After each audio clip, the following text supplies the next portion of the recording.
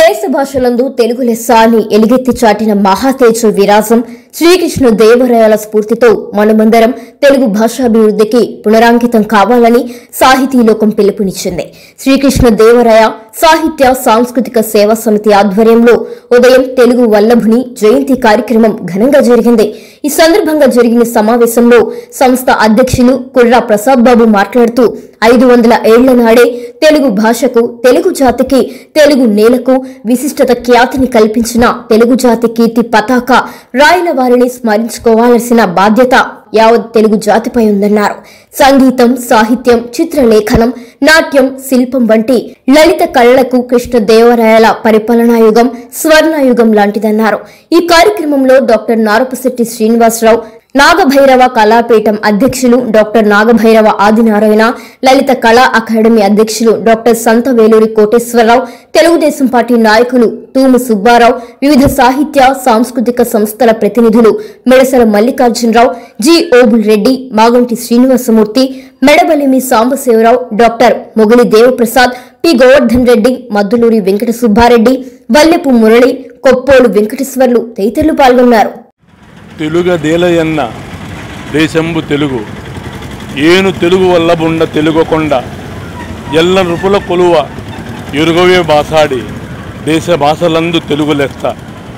మన దేశ భాషలందు తెలుగు లెస్త అని ఎలుగెత్తి చాటిన మహా తేజో విరాజం 500 ఏళ్ల నాడే తెలుగు భాషకు, తెలుగు జాతికి, తెలుగు నేలకు విశిష్ట ఖ్యాతి తీసుకువచ్చిన మహా తేజో విరాజం ఆంధ్రభోజుడు, తెలుగు వల్లభుడు శ్రీకృష్ణదేవరాయ జయంతి సందర్భంగా ప్రపంచవ్యాప్తంగా ఉన్న తెలుగు వారందరికీ కూడా మా శ్రీకృష్ణదేవరాయ సాహిత్య సాంస్కృతిక సేవా సమితి తరపున మా హృదయపూర్వక శుభాకాంక్షలు తెలుపుకుంటున్నాము.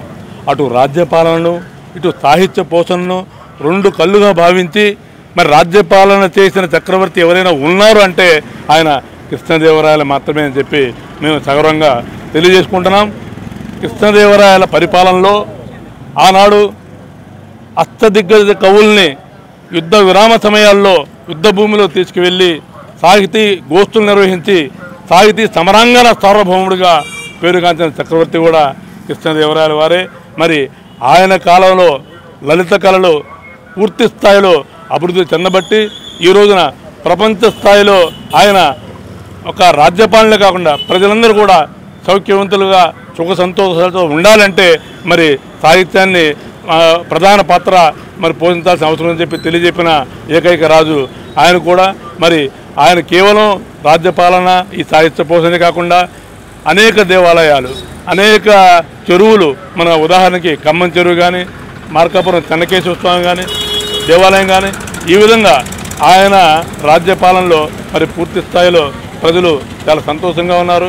ఒక రాజు ఎలా ఉండాలో, ఒక రాజు ఎలా ఉండకూడదో మరి చరిత్రకు తెలియజేసిన ఆ మహానుభావుడి జయంతిని మనం ఘనంగా జరుపుకోవాలి. మరి ఆ కృష్ణదేవరాయల గురించి మనం పూర్తి పొందాలంటే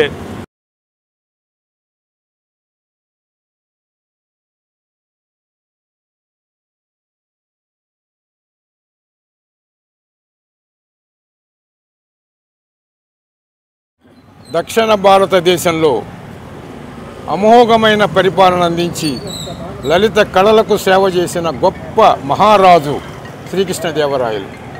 అతను రాజ్యకాంక్ష కన్నా తెలుగు భాష మీద ఉండే మాధుర్యం, తెలుగు అంటే అంత ఆనందం, తేనె కన్నా గొప్పది మన తెలుగును చాటి చెప్పినవాడు శ్రీకృష్ణదేవరాయలు. ఆయన వైణిక విద్వాంసుడు, లలిత కళలను పోషించిన గొప్ప మేధాశక్తి కలిగిన మహారాజు.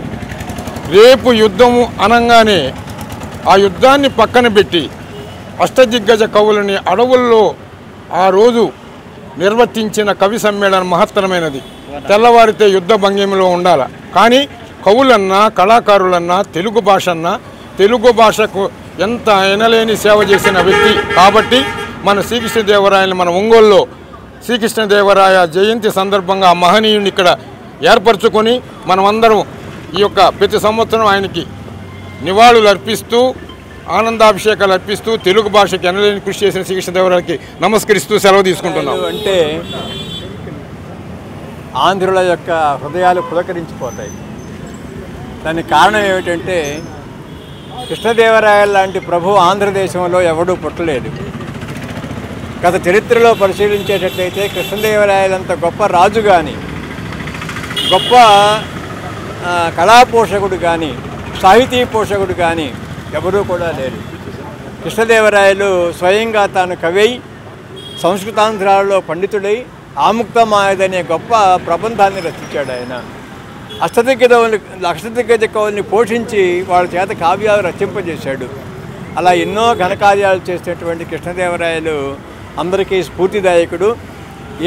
ఏ కాలంలో అయినా సరే ప్రభువుగా ఉండేటువంటి వాళ్ళు, పాలకులుగా ఉండేటువంటి వాళ్ళు కృష్ణదేవరాయల్ని ఆదర్శంగా తీసుకునేటట్లయితే ఆ దేశం స్వర్ణయుగంగా ఉంటుంది, స్వర్ణ పరిపాలనతో సాగిపోతుంది.